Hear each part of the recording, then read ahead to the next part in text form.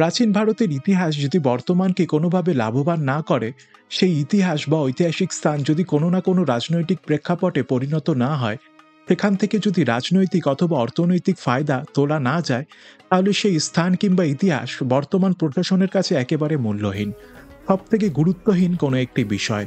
নমস্কার, সকলকে স্বাগত জানাই আমাদের আরও একটি নতুন পর্বে। আজকের এই পর্বে আপনাদের সামনে তুলে ধরব বাংলার ইতিহাসের উপেক্ষিত এক অধ্যায় চন্দ্রকেতুগড়।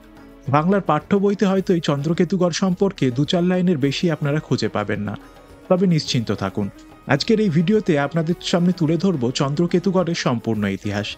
আপনারা যারা বহুদিন থেকে এই চ্যানেলে ভিডিও দেখছেন অথবা যারা এই চ্যানেলে নতুন এসছেন অথচ চ্যানেলটিকে এখনো ফলো কিংবা সাবস্ক্রাইব করেননি, তাদের কাছে বিনীত অনুরোধ যারা এই চ্যানেলটিকে সাবস্ক্রাইব করে আমাদের এই বৃহৎ জার্নির সঙ্গী হতে পারেন।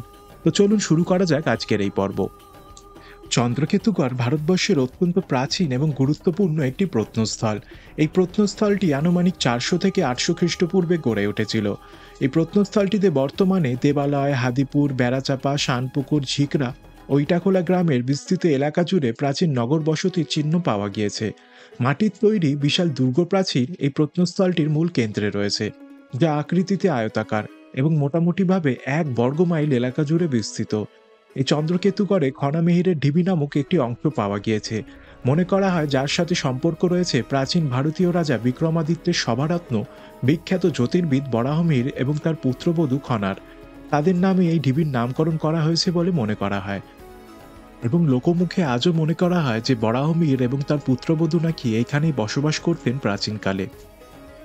এই জায়গাটিতে খনন কাজ এখনো অনেকটাই বাকি। এই দেখুন, এই যে মাটি, এইদিকে ঘাস রয়েছে, আর তার পাশে দেখুন এখনো এরকম ছোট ছোট ইটের টুকরো এখনো বেরিয়ে রয়েছে, যেগুলো এখনো খোঁড়াটা কমপ্লিট হয়নি। এই দেখুন, প্রচুর রয়েছে এরকম।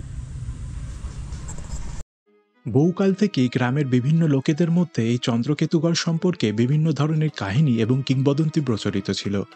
সেই সব কাহিনীর ওপর ভিত্তি করে 1907 সালে স্থানীয় অধিবাসীরা চিকিৎসক তারকনাথ ঘোষের সহায়তায় আর্কিওলজিক্যাল সার্ভে অফ ইন্ডিয়াকে আবেদন করেন যাতে তারা এই স্থানটি পরিদর্শন করে এর গুরুত্ব বিচার করেন। কিন্তু তৎকালীন আর্কিওলজিক্যাল সার্ভে অফ ইন্ডিয়ার সুপারিনটেন্ডেন্ট এই স্থানটি পরিদর্শনের পর এর ঐতিহাসিক গুরুত্ব নির্ধারণ করতে ব্যর্থ হন এবং এরপর 1907 সালে বঙ্গীয় সাহিত্য পরিষদের প্রথম সম্পাদক ও পুরাবিদ নৃপেন্দ্রনাথ বসু এবং 1909 সালে খ্যাতনামা প্রত্নতত্ত্ববিদ রাখাল দাস বন্দ্যোপাধ্যায় এই স্থানটি পরিদর্শন করেন। রাখাল দাসই সর্বপ্রথম চন্দ্রকেতুগড়ের প্রাচীনত্ব গুরুত্ব সম্পর্কে উপলব্ধি করতে পারেন। তিনি এই প্রত্নস্থল সম্পর্কে একটি বিজ্ঞানসম্মত ব্যাখ্যাও প্রদান করেন, কিন্তু সেই সময় কিছু মূল্যবান সামগ্রী পাওয়া গেলেও পরবর্তীকালে কোনো রকম উৎখনন করা হয়নি। এরপর এভাবেই কেটে যায় বেশ কিছু বছর। ভারতবর্ষ স্বাধীনতা লাভ করে। ভারতের স্বাধীনতা লাভের পর 1957 সালে আশুতোষ সংগ্রহশালার উদ্যোগে জয়নগর মজিলপুরের তৎকালীন জমিদার ও প্রত্নতাত্ত্বিক কালিদাস দত্তের প্রেরণায় এখানে প্রথম প্রত্নতাত্ত্বিক উৎখনন শুরু হয়।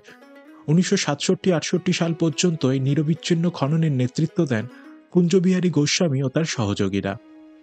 এরপর বাধা বিপত্তি কাটিয়ে নানানভাবে শুরু করা হয় উৎখনন। জোরতোরভাবে লেগে পড়েন তৎকালীন প্রত্নতাত্ত্বিকবিদেরা। একের পর এক জায়গা উৎখনন করে তারা আশ্চর্য হয়ে যান।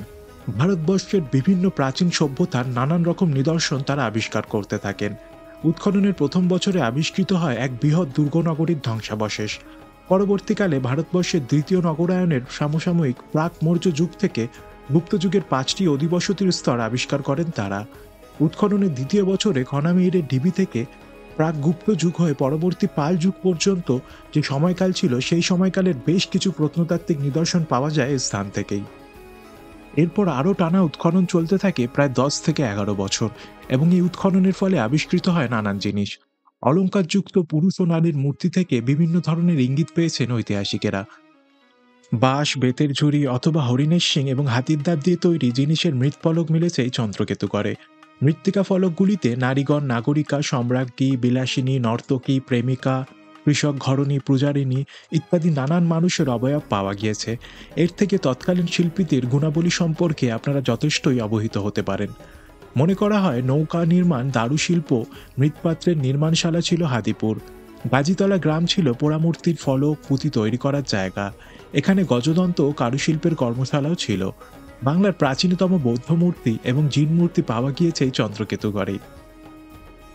প্রাক মৌর্য যুগ থেকে শুরু করে গুপ্ত যুগ, কুষাণ যুগ, শুঙ্গ যুগ এবং বাংলার পাল যুগেরও বিভিন্ন নিদর্শন পাওয়া গিয়েছে এই চন্দ্রকেতুগড় থেকে। ভারতবর্ষের ইতিহাসের অত্যন্ত গুরুত্বপূর্ণ যুগের বেশ কিছু নিদর্শনও পাওয়া গিয়েছে এখান থেকে। তাও লোকচক্ষুর আড়ালে এক নির্জন জায়গায় পড়ে রয়েছে এই চন্দ্রকেতুগড়। এর দিক নির্দেশন করতে গেলেও বর্তমানে বেশ বেগ পেতে হয়। এই চন্দ্রকেতুগড়ের খানিকটা দূরে রয়েছে একটি চাষের জমি। এই চাষের জমি খুঁড়ে পাওয়া গিয়েছে এক বৃহৎ প্রয়োগ প্রণালী এবং নালীর সন্ধান, যেখান থেকে জল নিকাশি ব্যবস্থার কথা আমরা জানতে পারি। এই চন্দ্রকেতুগড় কিন্তু এক বিশাল নগর ছিল এবং এর চারপাশে গড়ে উঠেছিল বিভিন্ন জনবসতি। কিন্তু আমাদের দুর্ভাগ্য যে 1967-68 সালের পর আর কোনো রকম খনন কার্য এই জায়গায় চালানো হয়নি এবং বর্তমানে গড়ে উঠেছে সাধারণ জনবসতি। এইভাবেই লোকচক্ষুর আড়ালে নির্জনতায় হারিয়ে গিয়েছে বাংলার ইতিহাসের এক সোনার অধ্যায়। আজ এই জায়গাটা অনায়াসেই হতে পারত বাংলার হরপ্পা কিংবা মহেঞ্জোদারো, যাকে নিয়ে গর্ব করতে পারতাম আমরা। কিন্তু ইতিহাস রাখতে হয় বলেই রাখা রয়েছে সেই সামান্য অংশটুকু। একজন ইতিহাসপ্রেমী হিসেবে বাংলার ইতিহাসের এই অবহেলা সত্যিই খারাপ লাগে। কেন এরম করা হয় বলুন তো? তার বিচার করবেন আপনারা। কমেন্টে আপনাদের মতামত অবশ্যই জানান। তাড়াতাড়ি দেখা হচ্ছে পরবর্তী। এই চন্দ্রকেতুগড়ের একটু দূরেই গড়ে উঠেছে নতুন চন্দ্রকেতুগড় মিউজিয়াম। এখানেই রাখা হয়েছে স্থান থেকে প্রাপ্ত প্রত্নস্থলগুলি। এই মিউজিয়াম বর্তমানে বন্ধ রয়েছে, কি কারণে আমার তা জানা নেই। আপনারা গেলে এই মিউজিয়ামটি কিন্তু আপনারা ঘুরে দেখতে পারেন।